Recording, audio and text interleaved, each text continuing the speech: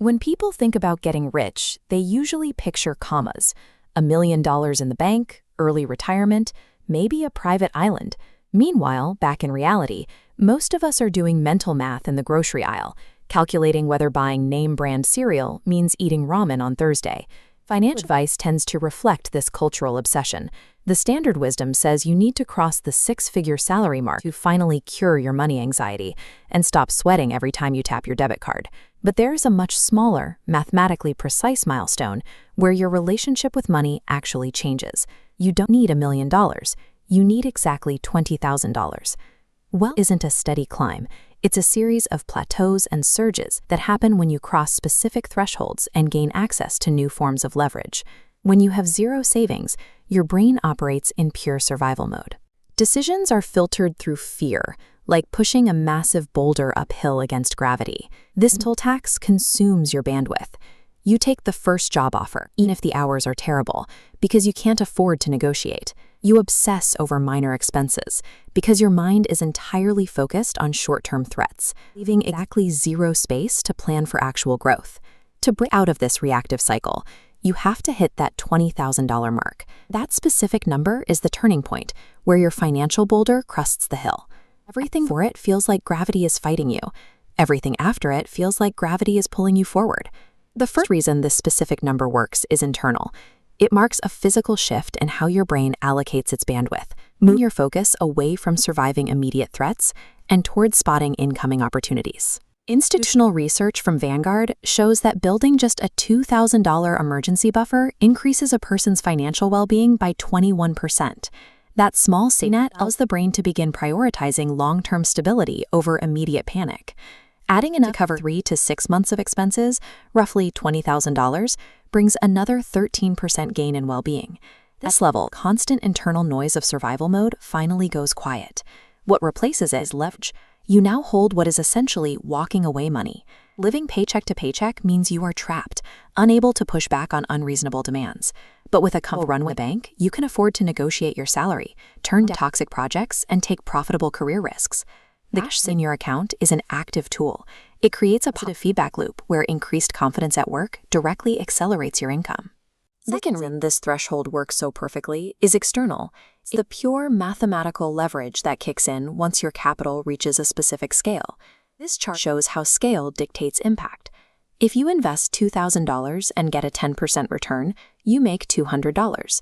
Apply that exact same 10% growth rate to $20,000 and you generate $2,000 in pure profit. Same investment, same risk, entirely different outcome. Until you hit that $20,000 mark, investment returns feel incredibly slow and largely insignificant. The agonizing initial phase is exactly where most people get discouraged and abandon their financial plans. Wealthy people aren't usually relying on exclusive hedge funds to get rich. They use the exact same index funds and basic principles available to anyone. They simply have the scale required to turn single-digit percentage wins into tangible financial progress. This timeline breaks down the exact mathematical path. If you save $1,000 every month and earn an 8% return, reaching your first $20,000 takes about 19 months of consistent discipline.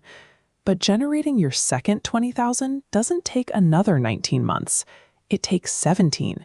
You put in the exact same physical effort, but you shave 2 full months off the timeline because your original capital is now generating its own returns alongside your monthly deposits.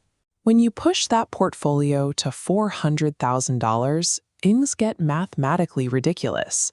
Your investments now automatically generate a fresh $20,000 every 5 months.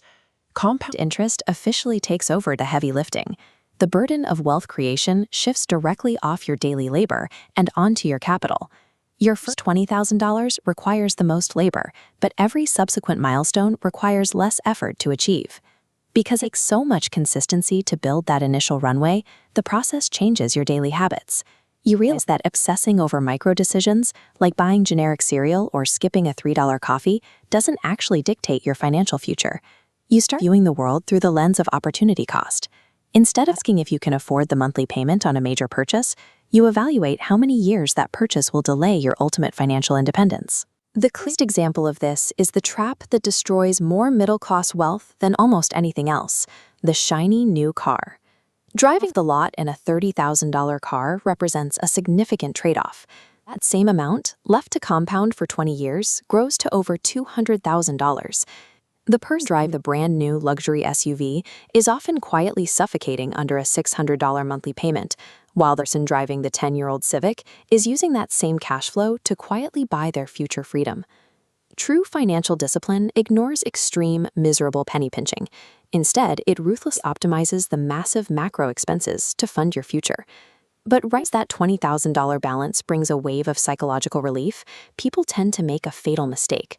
They decide they've earned a reward, and they blow a massive chunk of it on an expensive vacation or a down payment they can't afford. Spending that balance resets your mathematical clock straight back to zero. That money is the untouchable seed of generational wealth.